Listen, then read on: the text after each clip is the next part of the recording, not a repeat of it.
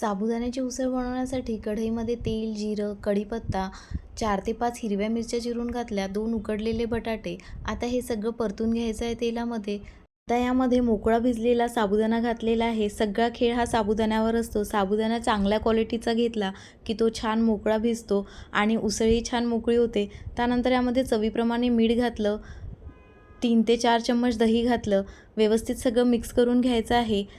त्यानंतर यामध्ये शेंगदाण्याचा जाडसर असा कूट घातलेला आहे. शेंगदाणे भाजून त्याचा जाडसर कूट करून घेतला होता आणि तो घालून व्यवस्थित मिक्स करून घ्यायचा आहे. आता झाकण ठेवून 10 मिनिट कमी गॅस केला व वाफ काढून घेतली, म्हणजे साबुदाणा छान शिजून तयार होणार. यामध्ये थोडीशी चवीसाठी साखर टाकलेली आहे. व्यवस्थित मिक्स करून साबुदाण्याची उसळ तयार आहे. आंबट, गोड, तिखट अशी छान चव लागते याची. नक्की ट्राय करा. Like, share and subscribe to my channel.